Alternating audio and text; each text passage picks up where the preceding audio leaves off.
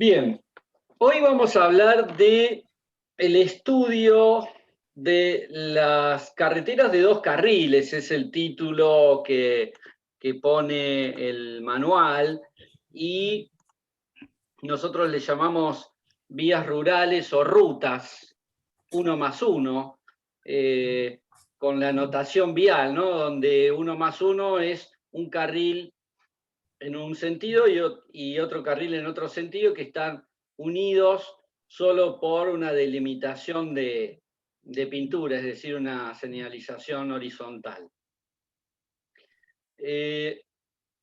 Vamos a estudiar los diferentes casos, vamos a encarar lo que es el modelo conceptual, vamos a ver sobre la metodología de análisis que propone el manual de capacidad, vamos a exponer lo que son los modelos matemáticos que representan el movimiento de este tipo de vías, y vamos a dejar expresadas las ecuaciones para que después se pueda desarrollar una clase práctica o un trabajo práctico de aplicación.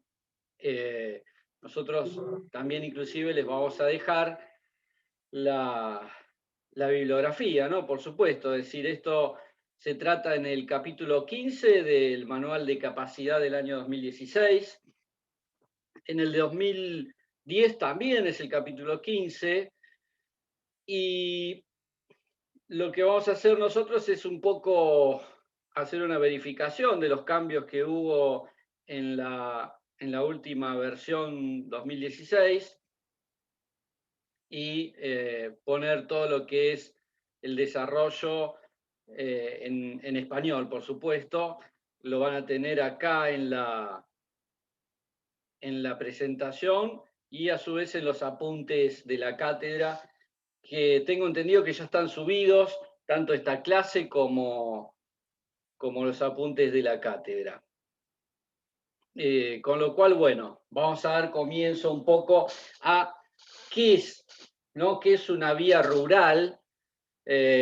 ¿Cuáles son los elementos que vamos a analizar cuando tengamos que hacer la evaluación y el diagnóstico de cómo se está comportando y el nivel de servicio que tiene la vía en estudio, ¿no? Nosotros, digamos, vamos a hacer el estudio en base a la metodología que propone el manual de capacidad, y a su vez el manual de capacidad pone un rango de aplicación, ¿no? sobre sus fórmulas y sus parámetros. Es decir, fuera de esos rangos no vamos a poder aplicar esta metodología. Ahora lo vamos a ver cuáles son esos parámetros.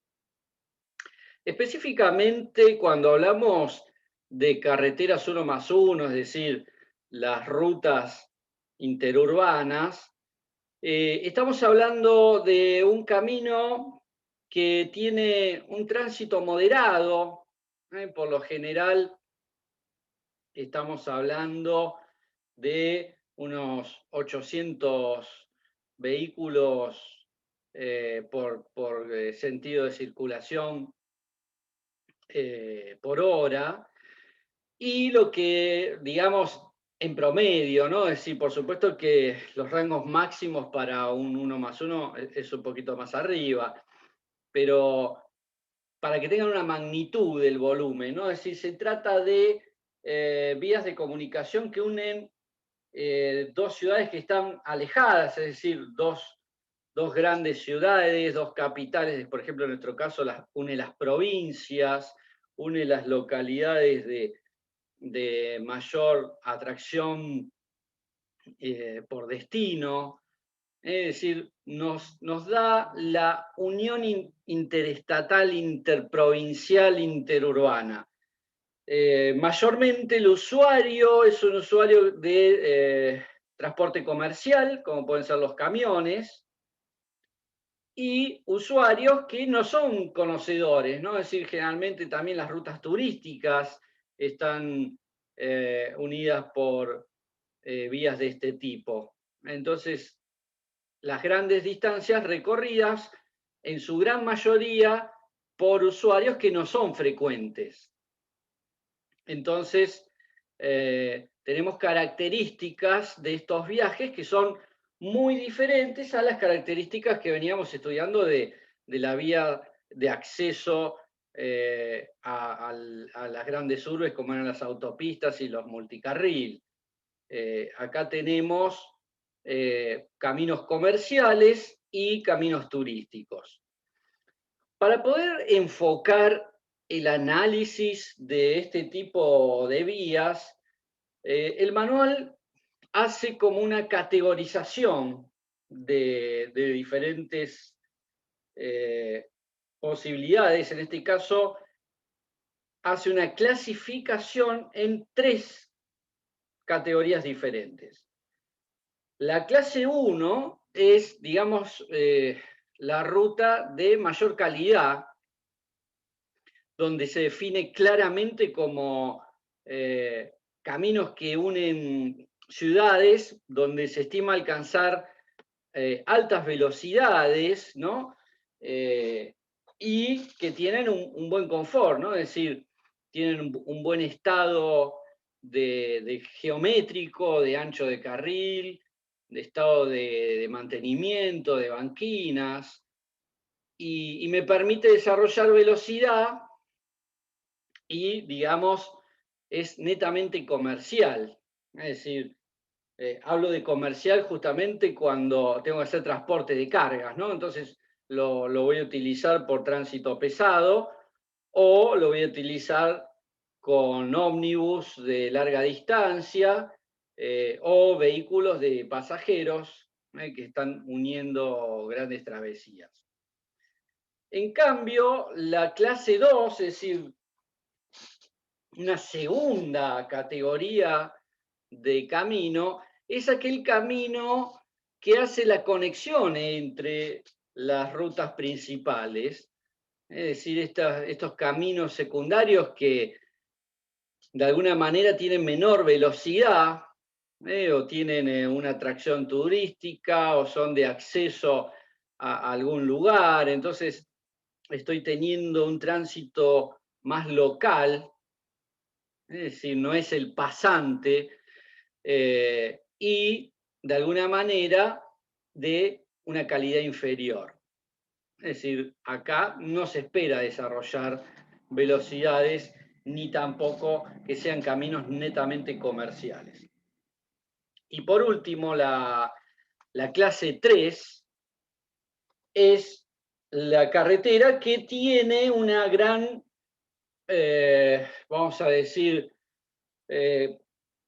puntos de acceso, ¿no? Es decir, una gran cantidad de elementos que perturban el flujo vehicular, dígase semáforos, dígase accesos a comercios y a viviendas, es decir, una zona netamente urbana, no hay alta velocidad, no se puede, de hecho hay prohibición de restricción de velocidad, muy posiblemente tenga algún elemento de reducción de velocidad, ¿no? Es decir, reductores de velocidad.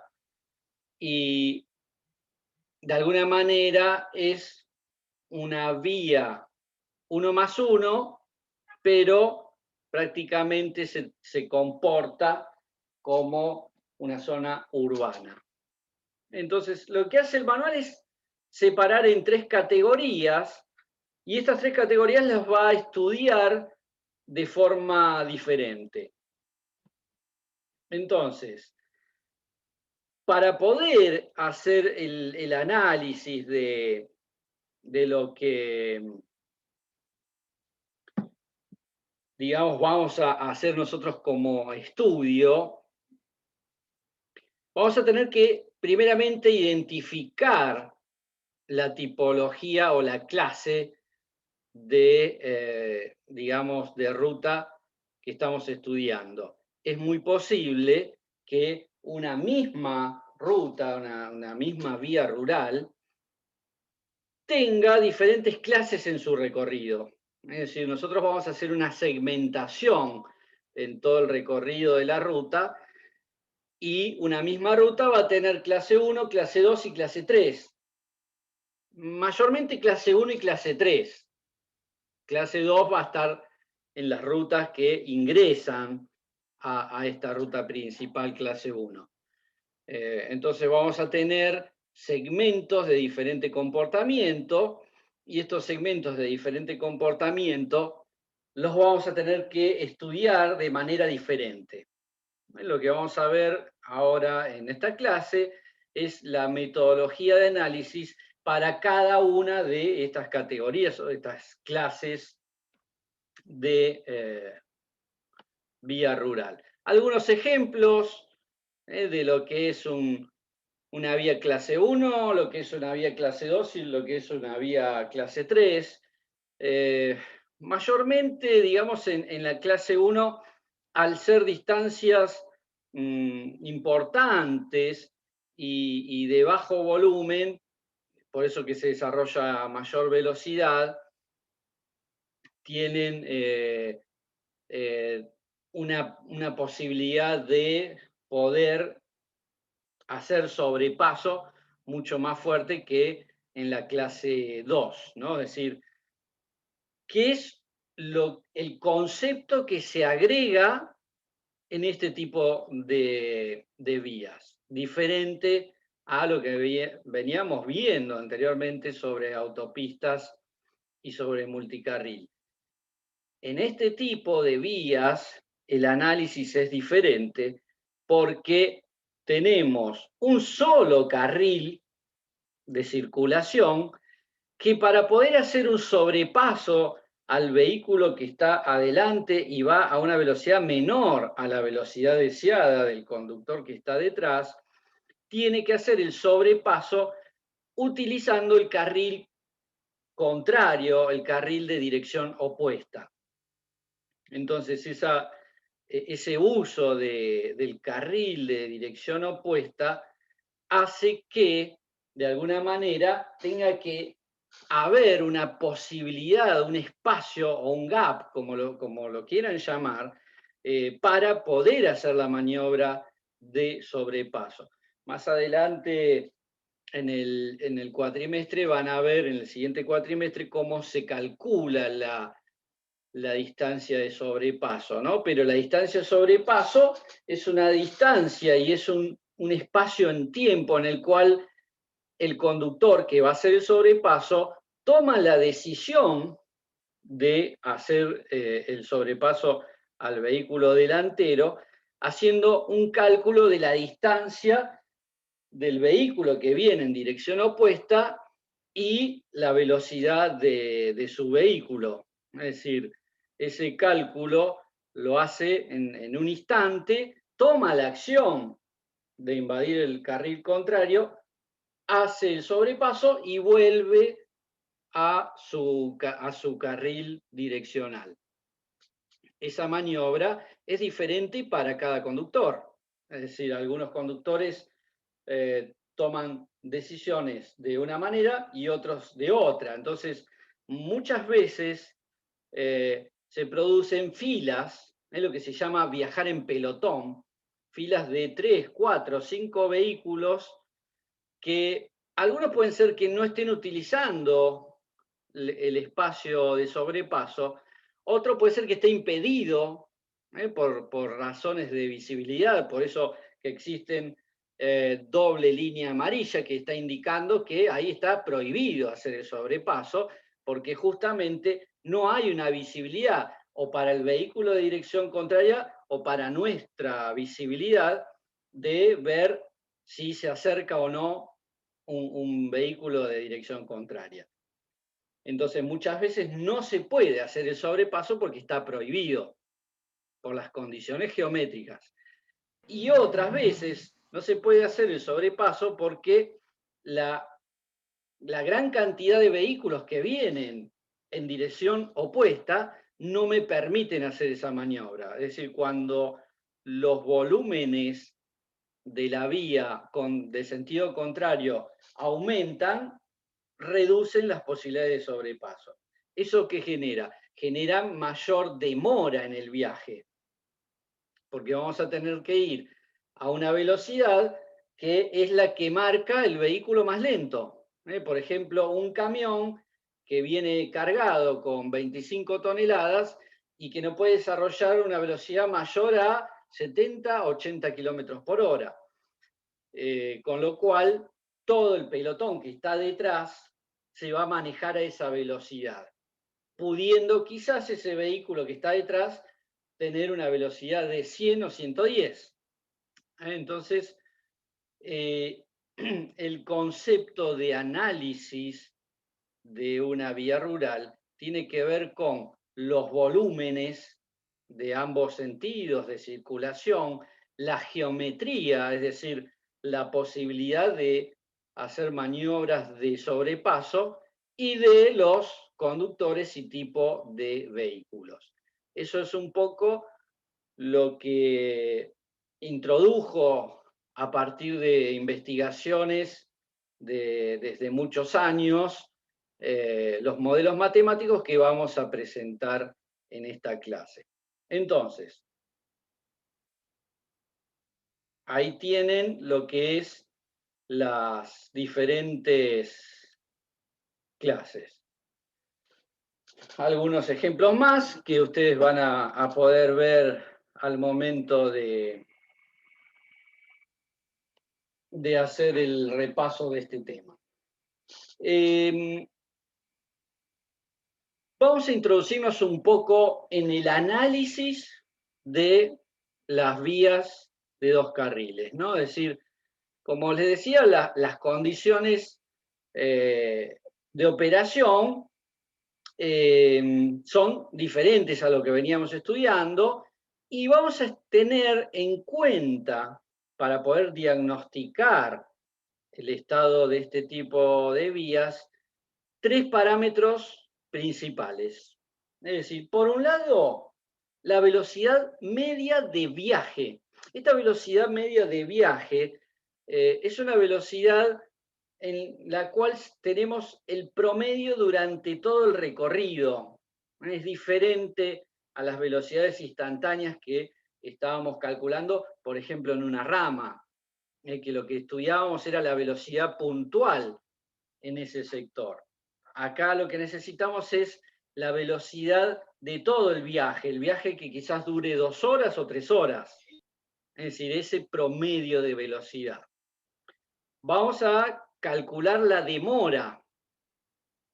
¿Cuál es la demora? La demora es el tiempo perdido por viajar en lo que se llama viaje en pelotón, ¿no? Es decir, detrás de otro vehículo que va más lento.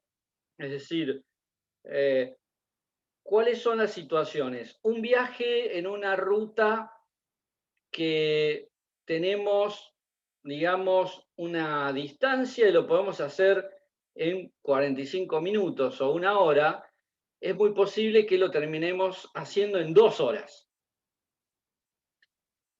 Por más que tengamos un vehículo muy potente, con una aceleración enorme, con un desarrollo de velocidad enorme y una aceleración desde 80 a 150 kilómetros por hora de segundos nada más, muchas veces, por más que tenga ese tipo de vehículo, no tengo la posibilidad de hacer el sobrepaso.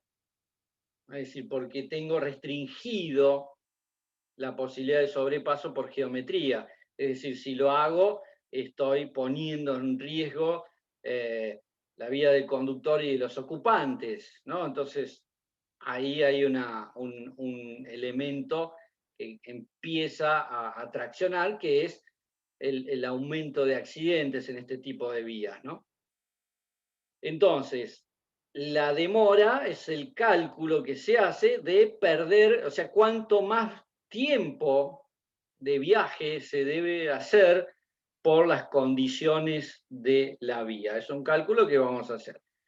Y muy importante, porque es el que me regula la cantidad de sobrepasos posibles, es la relación volumen-capacidad. Cuando esta relación empieza a llegar a 1, las posibilidades de sobrepaso son prácticamente nulas. Entonces, estos son los 3 puntos que vamos a analizar. Bien. Acá, digamos, se pone énfasis en que cuando nosotros estudiamos terrenos montañosos o en las sierras, ¿no? Es decir, en todo lugar donde la pendiente supere el 3%, eh, no van a poder aplicar estas fórmulas, ¿no? Es decir, de alguna manera vamos a tener que aplicar metodologías diferentes como ser las consideradas para rampas, ¿no? Bueno, eso es uno de los puntos frontera que tiene la metodología de aplicación. Entonces, como hacemos siempre, lo que hacemos es tener las condiciones ideales para una vía y luego aplicar los diferentes análisis para conocer los parámetros y de ahí evaluar o diagnosticar el estado de tránsito que tiene esta vía. Entonces, ¿cuáles son las condiciones ideales que propone la metodología para el análisis de vías rurales? Como siempre, ancho de carril de 3,60 m o mayores, banquinas de ancho 1,80 m o mayores. Acá, por ejemplo, tenemos que resaltar que en nuestro país tenemos muchas vías rurales, muchísimas vías rurales, que no cumplen con el ancho ideal de carril. Es decir, hay una gran cantidad de rutas que tienen un ancho de 6,50 y personalmente en la vida práctica, ¿no? Es decir, en la evaluación, cuando hago análisis de proyecto, he encontrado muchísimas rutas de nuestro país de 6 metros de ancho, es decir, con carriles de 3 metros. Y eso evaluado y medido. No es que les cuento que lo dicen por ahí, no, lo he medido yo. En muchas vías rurales de nuestro país tenemos carriles de 3 metros de ancho. Bueno, lo ideal es 360, la distancia a despeje lateral, 1,80 m de cada lado, que todos los tramos de la vía en todo su recorrido permitan sobrepaso, cosa que es imposible, ¿no? Es decir, toda ruta va a tener un porcentaje de su recorrido que no se puede hacer un sobrepaso, porque inclusive en todas las curvas no se puede hacer sobrepaso. Y una ruta no puede tener línea recta en todo su recorrido, es una de las condiciones que se usa en el diseño de un camino, es decir, evitar tramos rectos muy prolongados, porque hace una monotonía al conductor que puede hacer que se duerma, ¿no? Es decir, por lo general siempre hay curvas porque hay elementos que tenemos que sortear y hay lugares en base al relieve, ¿no? Entonces, la inexistencia de tramos sin sobrepaso es prácticamente imposible de encontrarlo, pero es una condición ideal.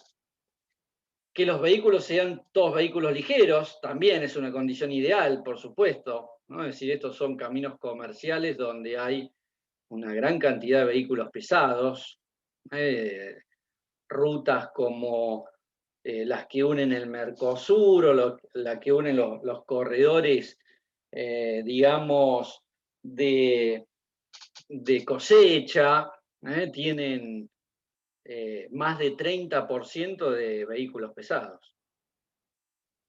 Bien, distribución direccional, 50%, es un valor que más o menos se regula, ¿no? Es decir, se cumple. ¿Qué es la distribución direccional? Es el porcentaje de vehículos que van en una dirección y en la otra. Por lo general es 50 y 50. ¿Por qué? Porque los vehículos, ya sea camiones o ya sea vehículos livianos, van hacia un destino y luego vuelven hacia el mismo origen por la misma ruta. Es decir, difícilmente cambien de ruta a la vuelta excepto algunas situaciones que sí se logran dar, que por ejemplo en zonas de peaje o para atravesar puentes tienen que pagar una tarifa en base a la carga y entonces quizás van por un lado cargados y vuelven descargados por el otro.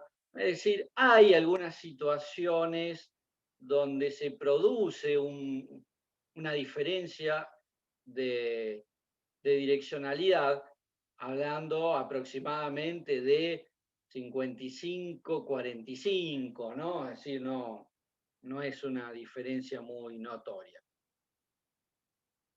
Otra situación que se pide como situación ideal es que sea terreno llano, es decir, ni siquiera un terreno ondulado y menos montañoso, y que, digamos, no haya vehículos de giro o que no haya señales que impidan la circulación, ¿no? Es decir, el caso de zonas urbanas, semáforos, carteles, todo ese tipo de cosas, ¿no? Cruces.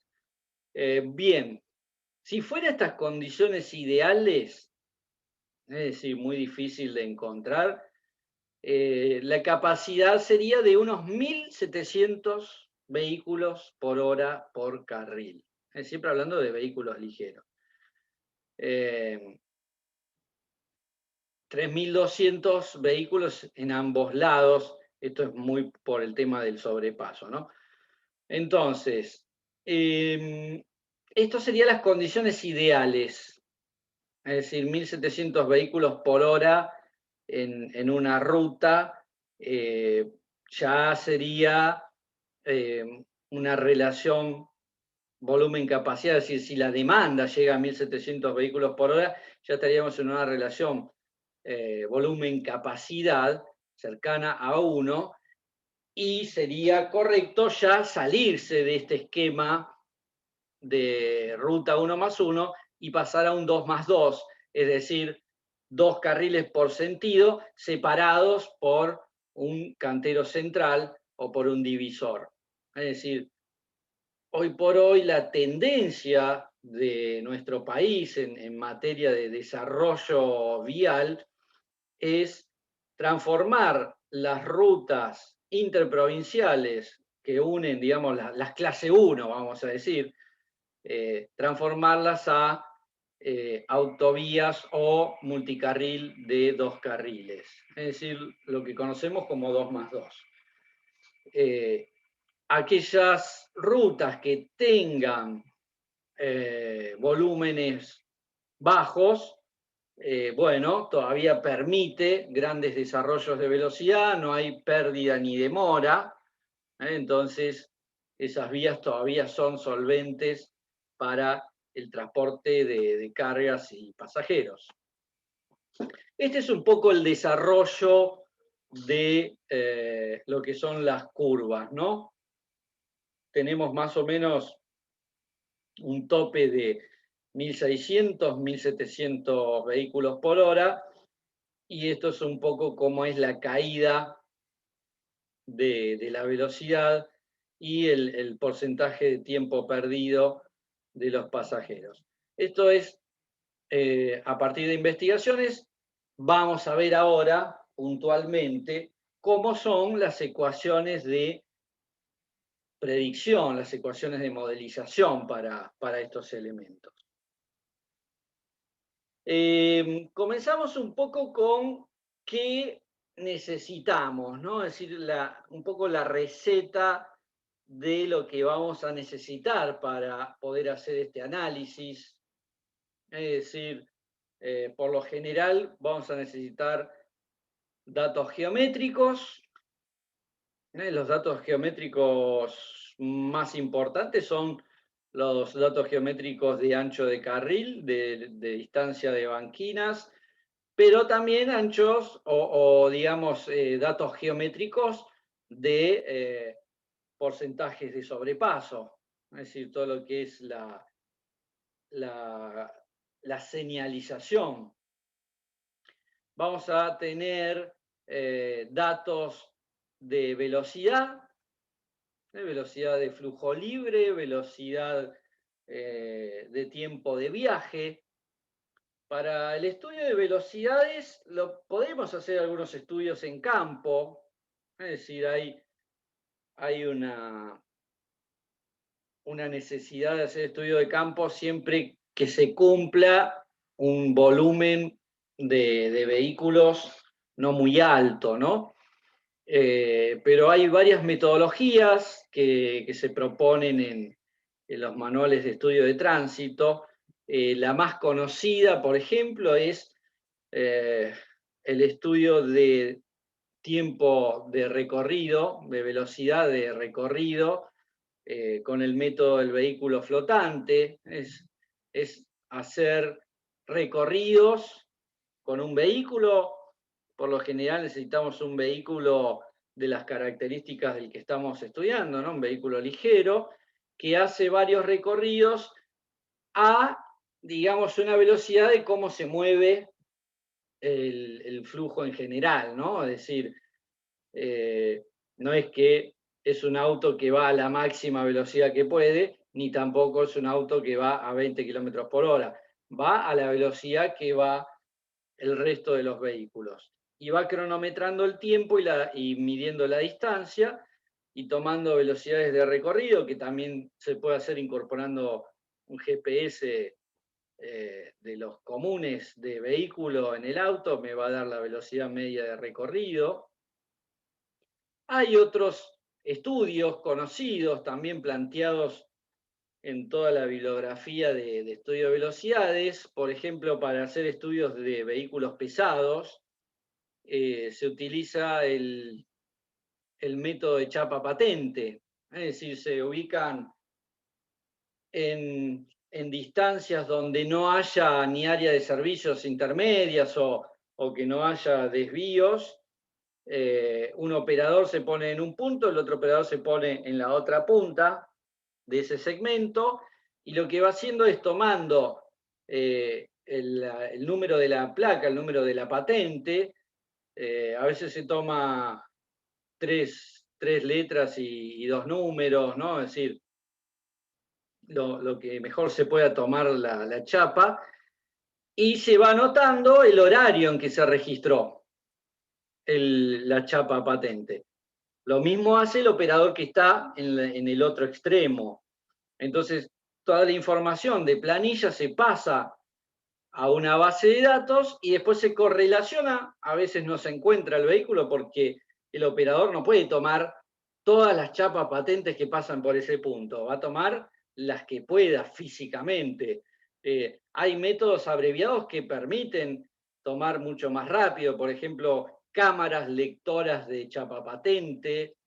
Por ejemplo, grabar, el operador va grabando en audio digamos, los caracteres de la chapa patente y el horario, o métodos que me permitan masivamente tener registro de chapa patente. Si no, bueno, una planilla y a mano.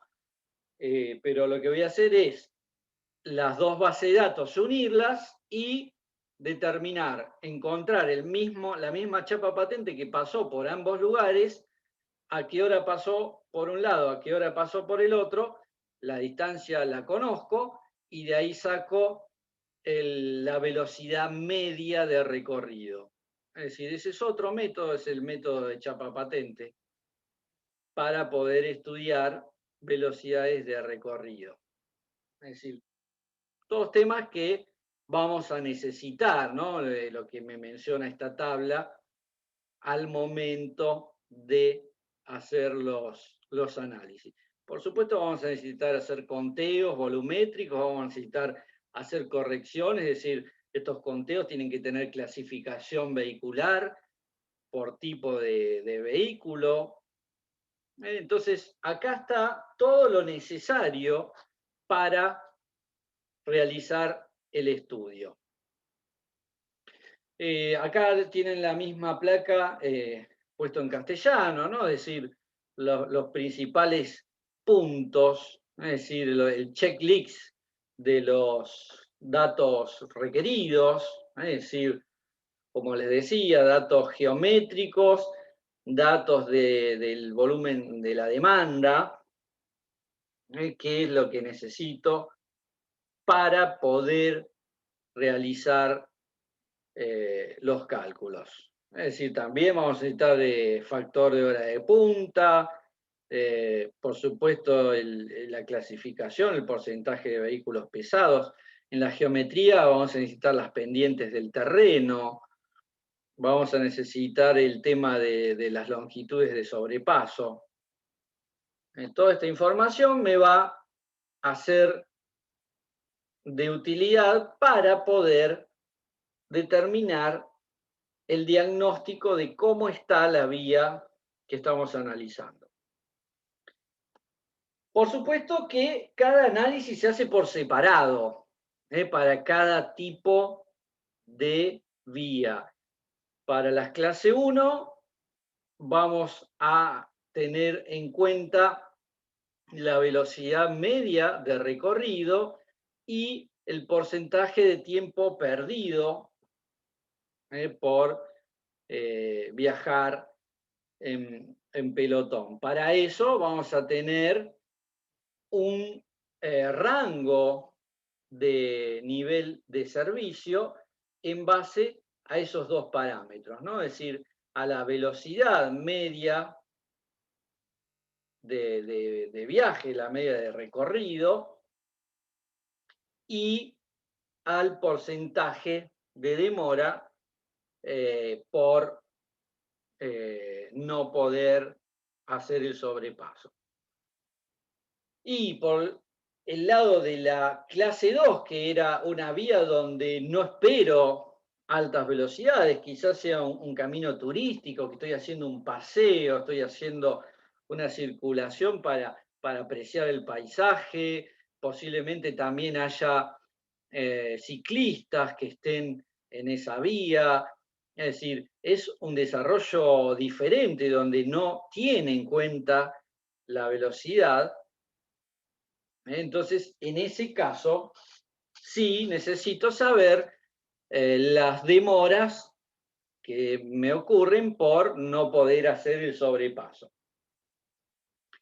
Y la clase 3, que es un escenario totalmente diferente, porque esto es prácticamente una zona urbana donde hay semáforos, donde hay cruces de personas, donde hay puntos de acceso, áreas de servicio o a viviendas particulares.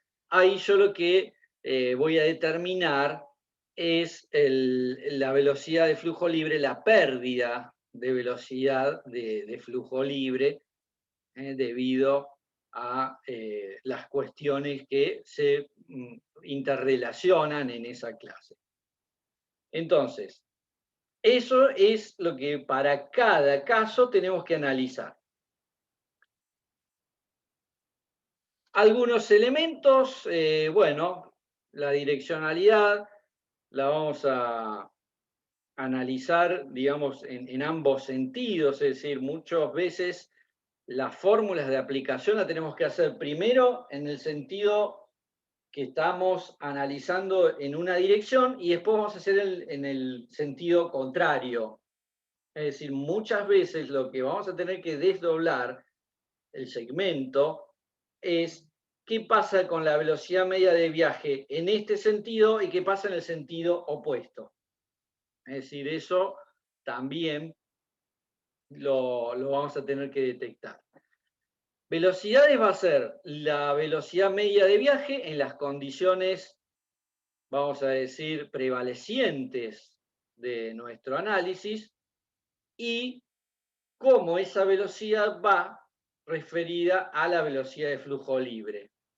Es decir, la relación que hay entre la velocidad de flujo libre, la velocidad de flujo libre sería una ruta 1+1 que esté totalmente despejado. Aquellos viajes que quizás ustedes hayan podido tener un viaje de ruta donde ustedes dicen no había nadie en la ruta, ¿no? Es decir, es esas rutas que voy a la velocidad deseada, la velocidad de flujo libre. Y la velocidad promedio real, cuando está en servicio con el volumen máximo. Y por supuesto vamos a analizar el tiempo perdido por viajar en pelotón, por viajar detrás de otros vehículos que van más lento. Esta es la propuesta que hace el manual. Ya comenzamos con la metodología. Es decir, lo que hace es, inicialmente en una primera acción, va a tomar todos los datos y toda la información del camino que vamos a analizar. Con toda esa información nos vamos a hacer el análisis. Si es clase 1, vamos a tener una metodología. Si es clase 2, vamos a tener otra metodología. Y si es clase 3, otra metodología. Inicialmente, cuando traemos todos los datos de campo, es decir, cuando traemos la geometría, los volúmenes de vehículo, podemos hacer mediciones de tiempo de viaje. Inicialmente lo que hacemos es determinar la velocidad de flujo libre, porque esa la vamos a necesitar para los 3 casos de análisis. Entonces, podemos hacerlo en campo o podemos aplicar el modelo matemático para poder determinar la velocidad de flujo libre. Y después, sea clase 1, clase 2, clase 3, vamos a analizar lo que nos interesa en cada caso. Si es clase 1, vamos a determinar la velocidad media de recorrido y vamos a determinar la demora. Si es clase 2, vamos a determinar la demora. Si es clase 3, vamos a determinar la relación con la velocidad de flujo libre. Entonces, acá están los pasos, es decir, paso 3, paso 4, acá sigue el paso 5 y paso 6. Y todos saltan a un último paso, que será diferente en número para cada caso, donde determinamos finalmente el nivel de servicio. Pero fíjense, para clase 1 vamos a determinar primero el volumen y sacar la velocidad media de recorrido. Luego vamos a ajustar la demanda y sacar el porcentaje de tiempo perdido, o sea, la demora por viaje en pelotón, y de ahí determinar el nivel de servicio. En el caso 2, vamos a determinar directamente la demora por viaje en pelotón y determinar el nivel de servicio. Y en el caso 3, vamos a estudiar la velocidad media de recorrido inicialmente, y luego vamos a sacar la relación que hay entre esa velocidad y la velocidad de flujo libre. Y esto es lo que me interesa en las zonas urbanas. ¿Cuánto se pierde de velocidad media de viaje? Esto es algo que se estudia mucho. Vialidad pide estudios particulares para las llamadas travesías urbanas, ¿no? Es decir, desde que inicia el pueblo, que ya hay construcciones edilicias, hasta que termina, toda esa zona llamada urbana tiene un estudio en particular, es decir, necesitamos hacer estudios de velocidades particularmente en esa zona y poder determinar nivel de servicio, porque ¿qué hacemos cuando esto no funciona? Cuando esto me da un nivel de servicio E o F. Lo que hacemos es hacer un nuevo trazado de la ruta, lo que se llama una variante. Es decir, la variante es desviar la ruta del pueblo y que haga una circunvalación al pueblo sin pasar por la zona urbana. Eso es una de las construcciones de infraestructura típicas que se están usando y se están implementando en nuestro país, en mayormente los desarrollos urbanos más importantes, ¿no? Bien, paso a paso, puesto en castellano, lo mismo que les comentaba recién. Acá esta presentación, esta diapositiva, también les da la posibilidad de tener cada ecuación de aplicación.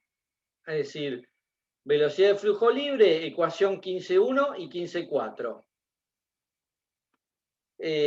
Para determinar la velocidad de flujo base, 15.2, 15.7, 15.8. Porque cada una tiene sus cuadros de, ahora lo vamos a ver en particular, ¿no? Cada uno de estos cuadros de ajuste, de factores de ajuste. Bien, la velocidad promedio de viaje, determinación de la velocidad promedio, el porcentaje de tiempo en pelotón, es decir, la demora, la estimación de la demora y el nivel de servicio. Por otro lado, tenemos para el clase 2, es decir, acá esto es clase 2, también cómo pasamos directamente a la pérdida de tiempo por viajar en pelotón. Y en clase 3 lo que hacemos es determinar la velocidad y determinar la velocidad de flujo libre. Comparamos velocidad de flujo libre con la velocidad media de viaje y de ahí sacamos nivel de servicio. Es decir, esos son los tres conceptos básicos. Cuando nosotros como cátedra les pedimos que en un test, ¿no? En un análisis, en un examen, le decimos, bueno, ¿cómo hace para hacer una evaluación de un camino rural o un camino 1+1? Bueno, lo que me tiene que explicar es, bueno, si es clase 1, voy a tener este concepto, el que me interesa, que es la velocidad de flujo, la velocidad media de viaje y la demora de tiempo de viaje. En las clase 2 solo me interesa la demora y en las clase 3 me interesa la relación que hay entre la velocidad de flujo libre y la velocidad media de viaje. Es decir, esto es concepto, esto es la aplicación conceptual. Pasemos al detalle de cómo analizamos, vamos a decir, estos tres criterios, ¿no? Es decir, por un lado, la velocidad media de recorrido, por otro lado, el porcentaje de demora por viajar en pelotón, y por otro lado, la relación que hay entre velocidad de flujo libre y velocidad media de viaje. Entonces, vamos un poco a los modelos matemáticos, ¿no? Nosotros inicialmente lo que vamos a hacer es determinar la velocidad de flujo libre. Recuerden que la velocidad de flujo libre es la velocidad deseada, la velocidad cuando el volumen de vehículos en el lugar tiende a cero. Entonces, para eso, lo que propone como modelo matemático el manual es partir de una velocidad de flujo libre base, una velocidad de flujo libre ideal. Esta velocidad es una velocidad propuesta a partir de las mejores condiciones de una vía 1+1. Entonces, esta velocidad de referencia le vamos a hacer un ajuste por el ancho de carril y la distancia a obstáculos laterales, que eso es un ajuste que sale de tabla, ahora la vamos a ver la tabla, y por otro lado, la cantidad de puntos de acceso que tiene la vía en estudio. Es decir, lo que voy a hacer es, a una condición base, la ajusto por las condiciones que influyen en el proyecto que estoy analizando. ¿Cuáles son esas condiciones? Ancho de carril y ancho de despeje lateral. ¿Cómo lo hago? Aplicando los cuadros 15.7 y 15.8. El 15.7 es el de anchos de carril y ancho de despeje lateral. Acá tienen el ancho de carril, esto está en pies, ¿no? Es decir, si nosotros estamos cerca de 3 metros, 3 a 3.30, 3.30 a 3.60, mayores a 3.60, y el despeje lateral. en base a esas condiciones, yo tengo que restarle, es decir, es un factor de ajuste que lo que hace es restarle a la velocidad base. Y por otro lado, la densidad de puntos de acceso, en este caso por milla, en ambas direcciones. Es decir, hay una reducción. Si no tengo ningún punto de acceso, no reduzco nada. Si tengo 30 o 40 puntos de acceso en una milla, voy a tener prácticamente 10 millas por hora de reducción de la velocidad de flujo libre. Entonces, ¿cómo calculo la velocidad de flujo libre base? Es decir, la velocidad de flujo libre base está dada por una velocidad media de muestra, es decir, si yo tengo una posibilidad de tener una velocidad medida en campo, es decir, siempre en volúmenes que sean de 200 vehículos hora, ¿no? Por un lado, necesito el volumen de la demanda, es decir, acá voy a utilizar el dato de cantidad de vehículos por hora en ambas direcciones, y esto va a salir o de un censo o de una espira, son los datos que yo busqué inicialmente. Un factor de ajuste por vehículos pesados, ahora vamos a ver cómo actúa este factor de ajuste, y, digamos, la velocidad promedio de viaje. Entonces, si yo no tengo la velocidad promedio de viaje, a su vez me da esta ecuación, que es la que me permite determinar cuál va a ser esta velocidad promedio de viaje, ¿no? Que está en función de la demanda en la hora pico. Esto lo saco del conteo. Factor de hora de punta también lo voy a sacar del conteo, o voy a utilizar uno similar, de una vía similar. Y factor de ajustes por pendiente y por vehículos pesados. Estos datos salen de los datos geométricos que tengo en mi estudio, ¿no? Es decir, las pendientes las voy a tener a través de una planialtimetría. Es decir, yo tengo un plano o una topografía, una medición topográfica de la ruta. Si no tengo esto, no puedo hacer un análisis de la velocidad de viaje. Y el factor de vehículos pesados va a salir a partir de el conteo y la clasificación de los vehículos. Entonces, acá tengo por pendiente, si yo tengo la geometría, tengo la topografía, voy a entrar en base a la pendiente. Si tengo pendientes muy diferentes, las tengo que segmentar en tramos diferentes, y de esa manera voy a tener los factores de ajuste.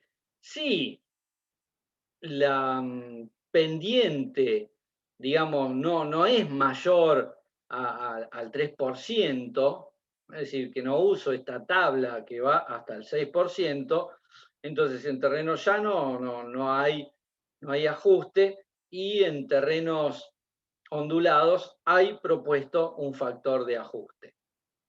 Para el caso de vehículos pesados, tengo esta ecuación. No es una ecuación muy compleja, es decir, prácticamente es la ecuación que veníamos viendo para autopistas, solamente que acá separa, por un lado, el porcentaje de camiones y el porcentaje de vehículos de recreo. ¿Qué son estos vehículos de recreo? Son los vehículos que son... Profe, Sí, ¿esto es igual para las tres clases?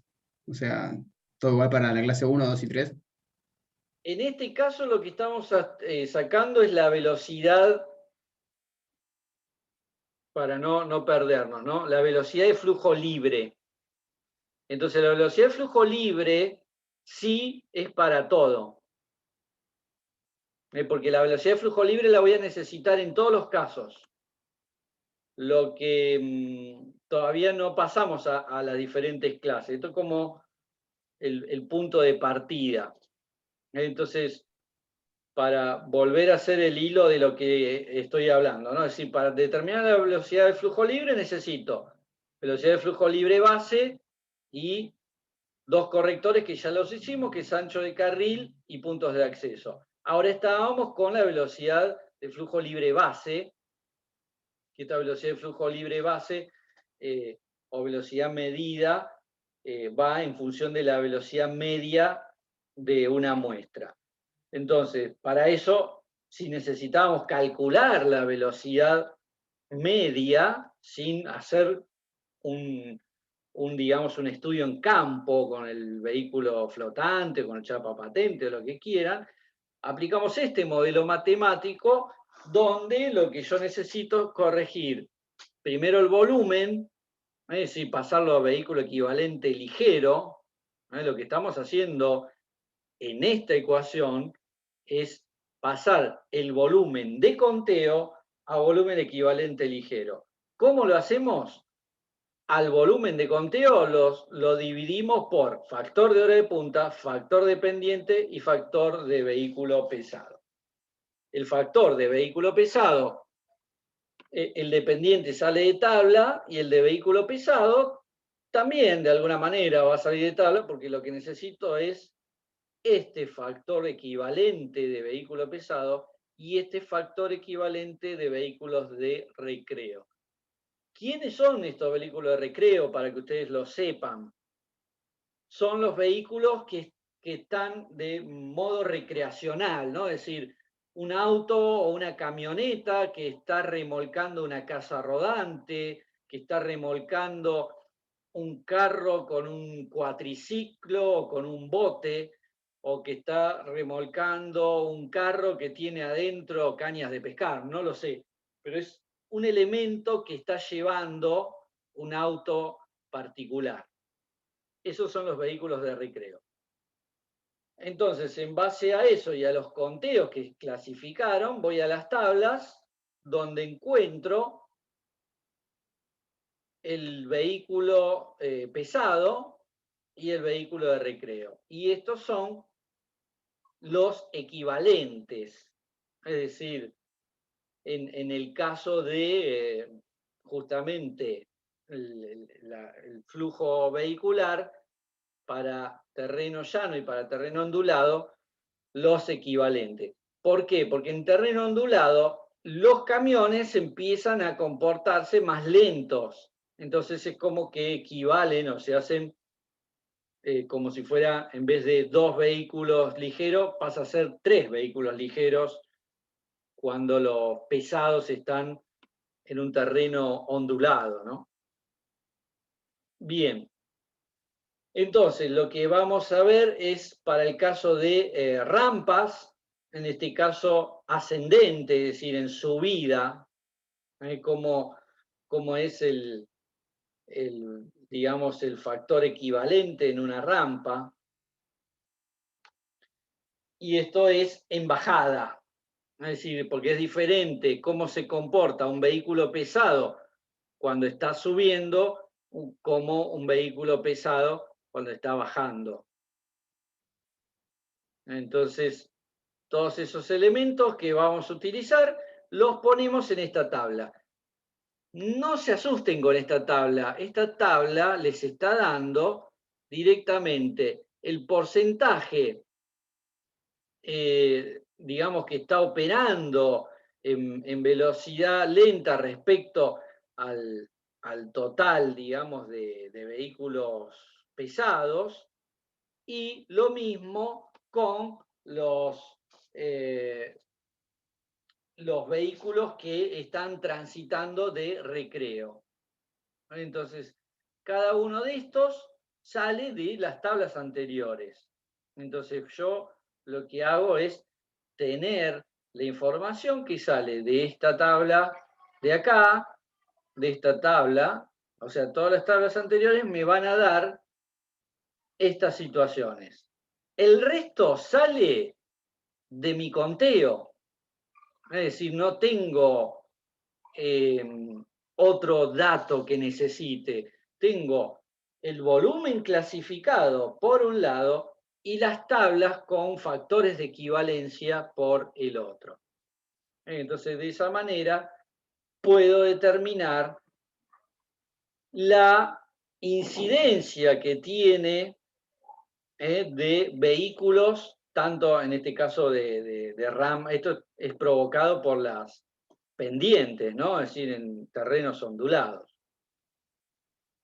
Entonces, teniendo eso, ¿yo qué hice? Ya ajusté el volumen. Ahora, mi volumen se expresa en vehículos equivalentes ligeros. Entonces, hasta ahí, igual para todos.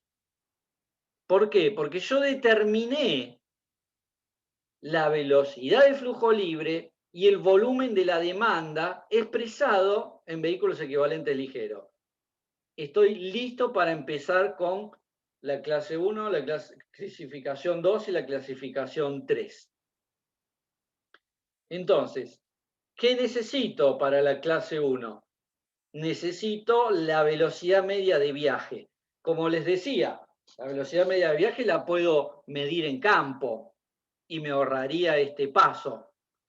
O puedo aplicar este modelo matemático que propone el manual, donde lo que me pide es la velocidad de flujo libre, que es un dato de entrada.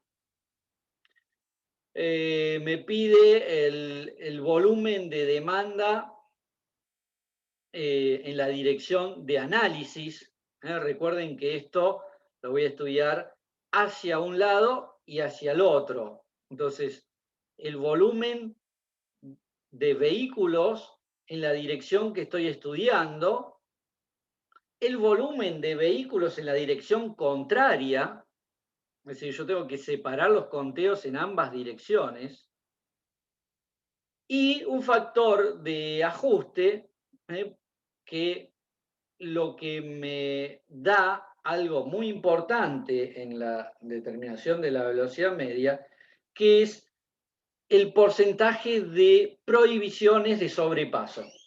Es decir, es un factor que ajusta por el porcentaje de zonas de prohibición de sobrepaso. Esto es el modelo matemático que me determina la velocidad media de viaje. Entonces, ¿qué necesito? Esta información es dato de la velocidad de flujo libre. Estos volúmenes los tengo porque son de conteo, por supuesto, expresados en vehículo equivalente ligero. O sea, lo que voy a hacer es lo que hice en el paso anterior, dividirlo por el factor de hora de punta y por el factor de vehículos pesados y de puntos de acceso. Entonces, estos volúmenes ya están expresados en equivalentes ligeros. Lo único que me falta para hacer esta ecuación es determinar el factor de ajuste por áreas de prohibición de sobrepaso. Lo que me da el factor de ajuste es, bueno, 20% de zonas de prohibición de sobrepaso, 40, 60, 80 o 100. Nunca puedo sobrepasar. Si fuera 100, doble línea amarilla en todo el desarrollo de mi ruta. Quiere decir que estoy ante una ruta sinuosa llena de curvas, o llena de puntos ciegos, o sea, con muchas ondulaciones. ¿Cómo calculo el porcentaje de prohibición de sobrepaso? Tengo que ir a los planos, tengo que ir al desarrollo y medir cuántos kilómetros hay de doble línea amarilla. Si yo tengo en un tramo de 10 kilómetros, 2 kilómetros de línea doble amarilla, voy a tener el 20%. Si tengo 4, el 40%. Si tengo 6, el 60%. Y así sucesivamente, ¿no? Es decir, y si tengo 30, 30, y voy a interpolar entre estos dos valores. Entonces, en base al volumen de demanda de sentido contrario y en base a la velocidad de flujo libre, voy a determinar el porcentaje o el factor de ajuste por prohibición de sobrepaso, que es el que voy a poner en este lugar. Con esto determino la velocidad media de viaje. Ahora voy a estudiar el tiempo perdido por viajar en pelotón. Esto es para clase 1, por supuesto. Es decir, en clase 1 yo estudiaba la velocidad media de viaje y el tiempo perdido. Entonces, para estudiar la demora, primero lo que necesito es el volumen de vehículos, o sea, de demanda expresado en equivalentes. En este caso, digamos, la diferencia con el paso 3 es que estas tablas que yo voy a utilizar para vehículos pesados y para pendientes cambian, son diferentes en base a el no sobrepaso. Porque acá tengo otra situación, no es la misma que la anterior. Acá tengo otra situación que está dada por no poder sobrepasar, es decir, yo vengo atrás de otro vehículo. Entonces ya es diferente el tratamiento de cómo son las pendientes y el tratamiento de los vehículos pesados. Es decir, lo que me va a cambiar son los factores de ajuste que me dan las tablas. Lo que tengo que ir es a la tabla específica de prohibición de sobrepaso. Son similares a las anteriores, pero corresponden exclusivamente a prohibición de sobrepaso. O sea, los datos de entrada son los mismos, pero tengo que ir a otra tabla. ¿Se entiende? Entonces, acá están las tablas para que ustedes no se confundan, sepan cuál es y sepan cuál utilizar.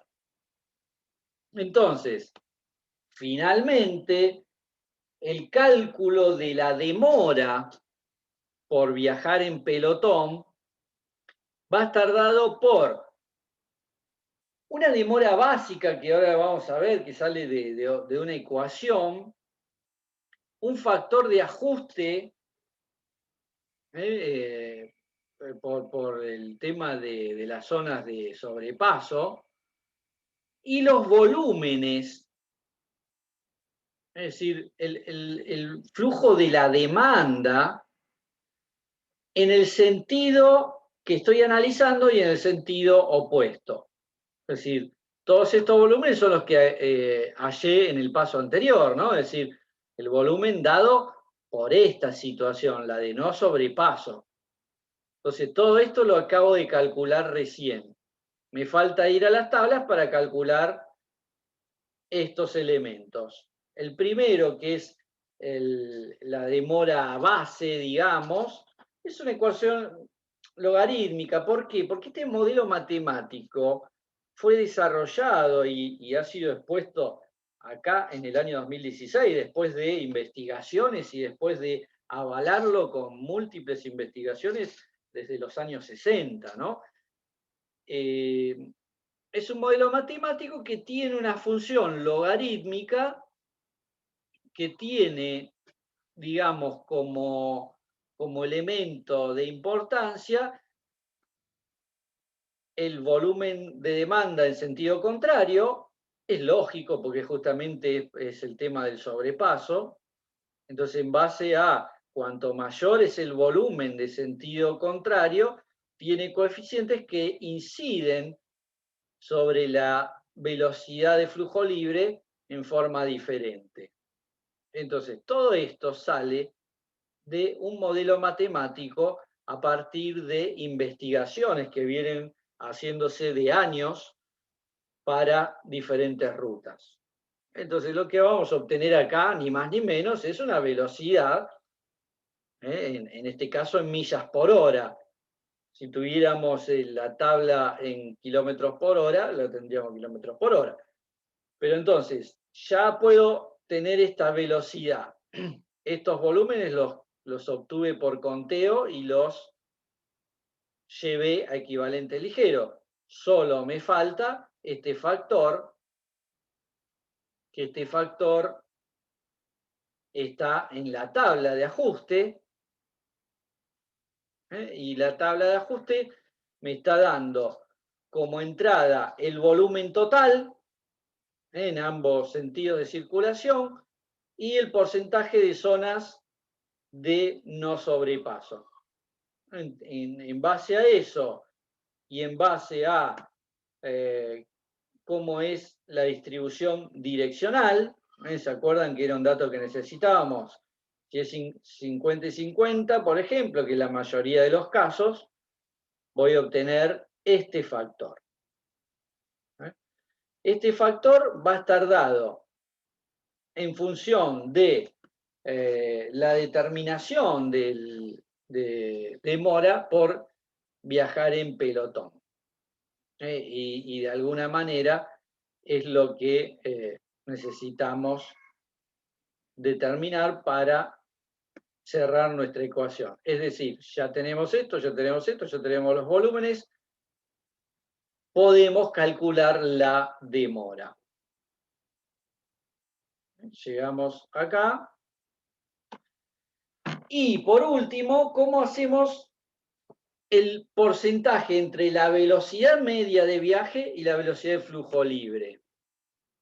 Directamente usamos los dos valores obtenidos en los pasos anteriores, es decir, la velocidad media de viaje fue la que podíamos sacar midiendo en campo o podíamos evaluar en base a una velocidad corregida por ancho de carril y por puntos de acceso. La velocidad de flujo libre la hallamos también en base a una velocidad de flujo base, es decir, todo esto son cosas que analizamos en los pasos anteriores.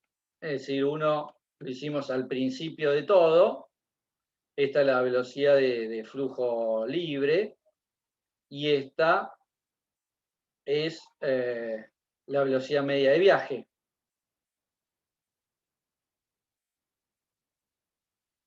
Esto. Es decir, no, perdón, este es el volumen de medio de viaje. Entonces, los dos cálculos, uno es la velocidad media de viaje y el otro es la velocidad de flujo libre. Unos, acá está la velocidad media de viaje.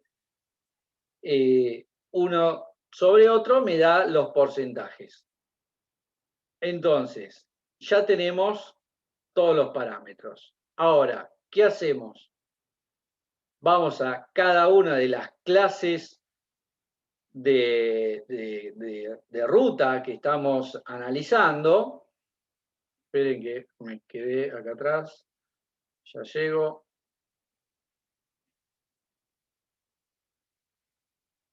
Acá. Entonces, acá lo que hago es para cada clase de ruta, utilizo uno de los parámetros que hallé anteriormente. Es decir, para clase 1, que es digamos, la ruta de mejor calidad, necesito conocer la velocidad media de viaje y la pérdida o la demora por viajar en pelotón. Para las clase 2, solo necesito saber la demora, y para la clase 3 necesito lo que decía recién, que es la relación que hay entre la velocidad media de viaje y la velocidad de flujo libre.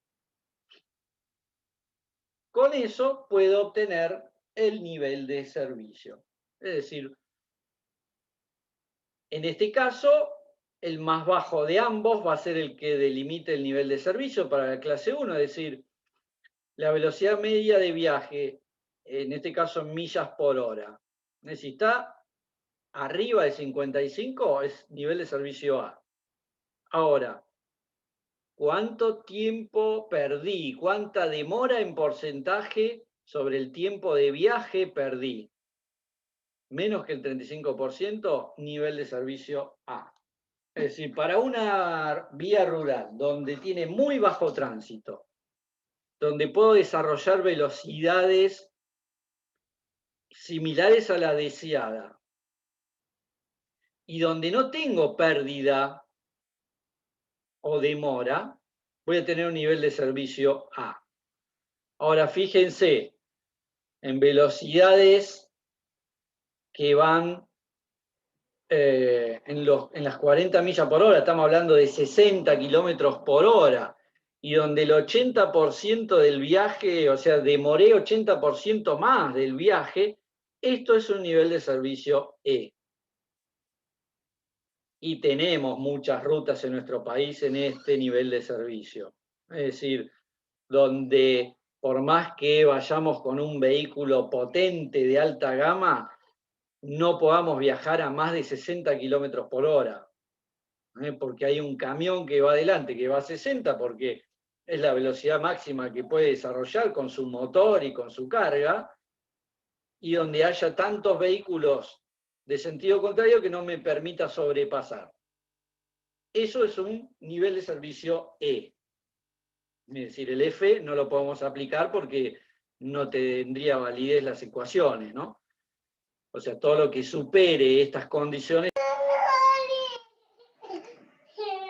Perdón, creo que se sigue viendo ahí. No, No, profe.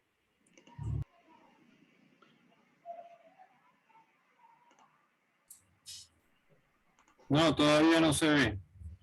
Sí, se conectó por un... Ahí está, ahí empezó.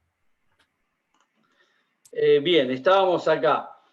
En el clase 2, lo que necesito solamente, a ver si estamos bien acá, sí, acá. En la clase 2 lo que necesito solamente es la demora por viajar en pelotón. Si es más del 50%, estoy ahí, estoy en un nivel de servicio B o C.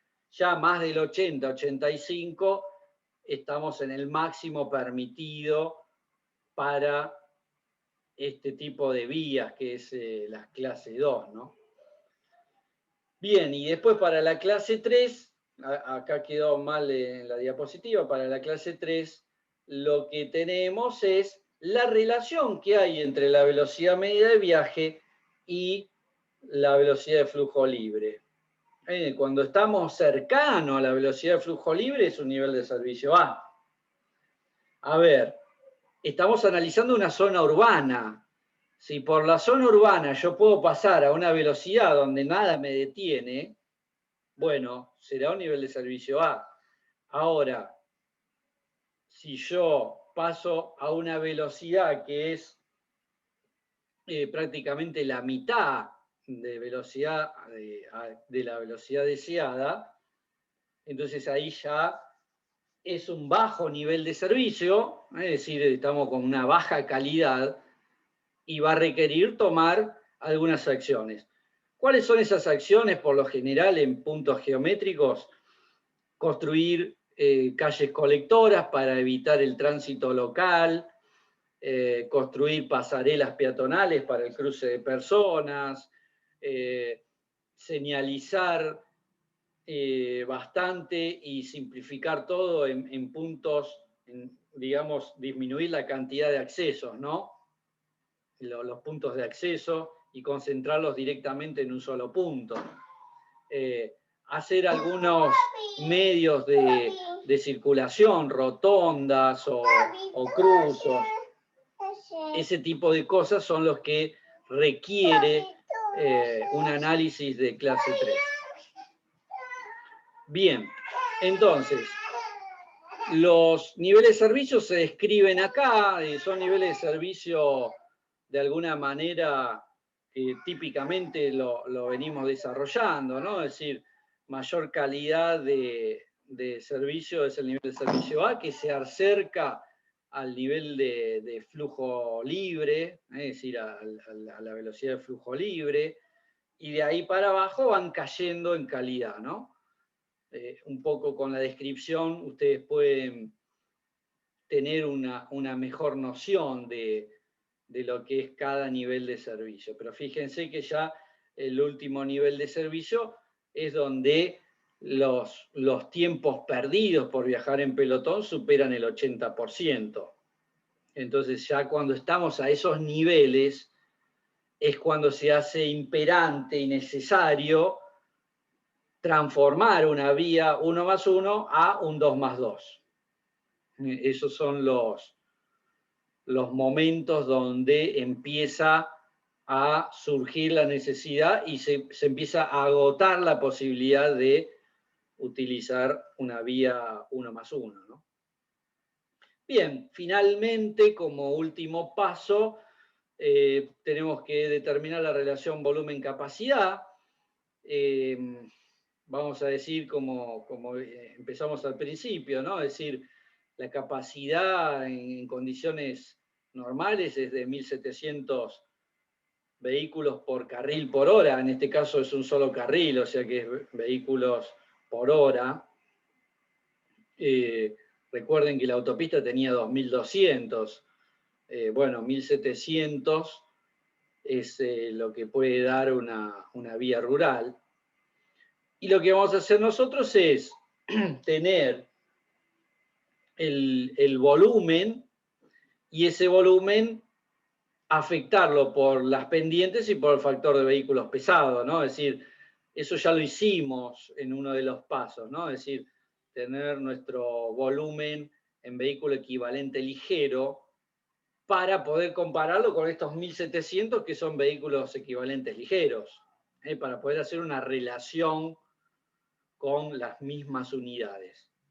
En base a la demanda sobre esta capacidad, me da la relación volumen-capacidad.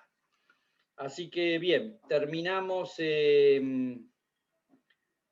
esta presentación, un poco la idea de describir este tipo de rutas.